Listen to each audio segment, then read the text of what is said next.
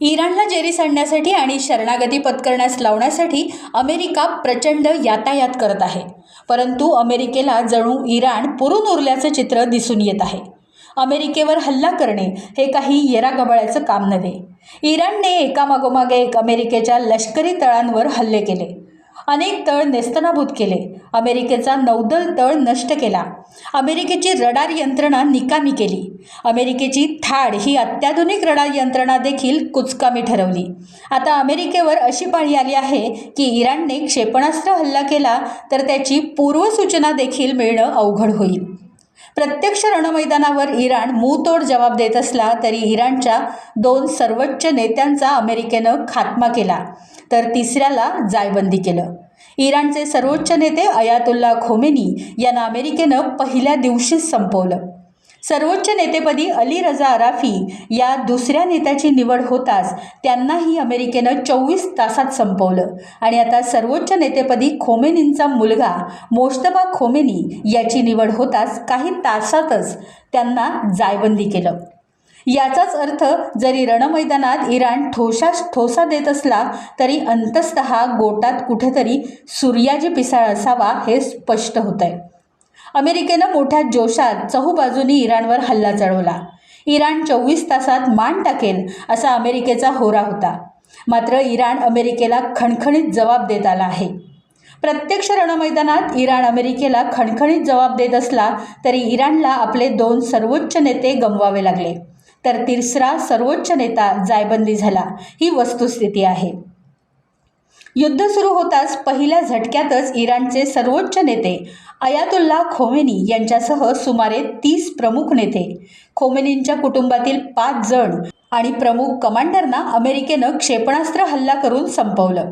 सर्वोच्च नेत्याची युद्धात हत्या झाल्याचं स्पष्ट होताच इराकच्या नेत्यांनी त्यांच्या जागी अली रजा अराफी या दुसऱ्या नेत्याची सर्वोच्च नेता म्हणून निवड केली. त्यांची निवड होताच 24 तासाच्या आत अमेरिकेनं त्यांच्यावर अचूक क्षेपणास्त्र हल्ला चढवला आणि त्यांना देखील संपवलं. सायंकाळी निवड झाली आणि आज सकाळी खात्मा झाला असा हा सारा प्रकार होता.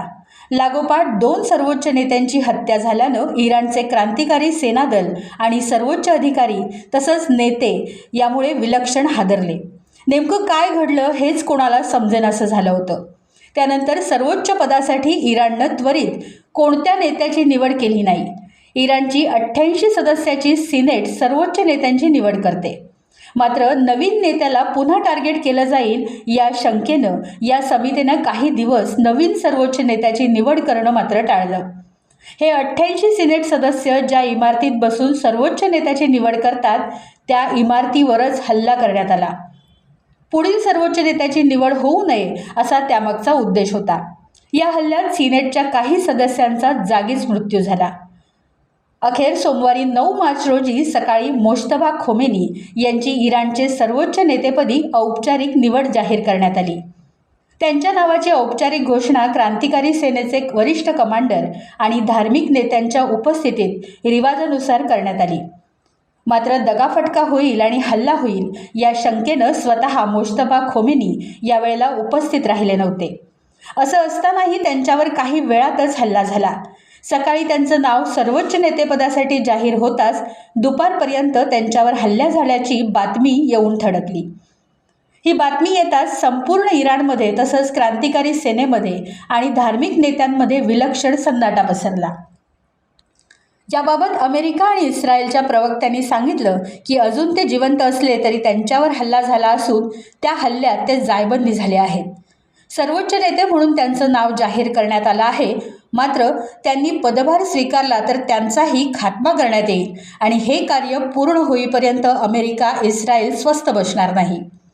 अमेरिका आणि इस्रायलने अचूक क्षेपणास्त्र हल्ला करून इराणचे सर्वोच्च नेते अयातुल्ला खोमेनी यांना संपवलं.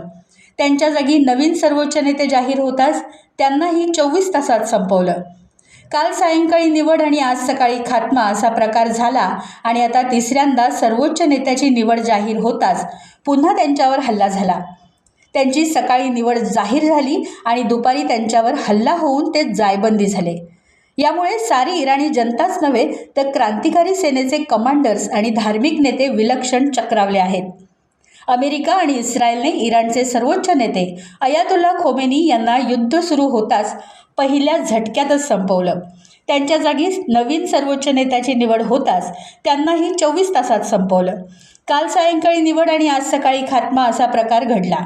त्यानंतर काही दिवसांनी तिसऱ्या सर्वोच्च नेत्याची निवड होताच त्यांच्यावरही हल्ला झाला. सकाळी त्यांची निवड जाहीर झाली आणि दुपारी हल्ला होऊन ते जायबंदी अशी घटना घडली. याचाच अर्थ सर्वोच्च नेत्याचा नेमका ठावठिकाणा सांगणारा कोणीतरी सूर्याजी पिसाळ इथं गुप्तपणे वावरत असावा हे आता स्पष्ट होतंय. टाइम्स डिजिटलला लाईक करा, शेअर करा, सबस्क्राईब करा आणि बेल आयकॉन दाबायला विसरू नका.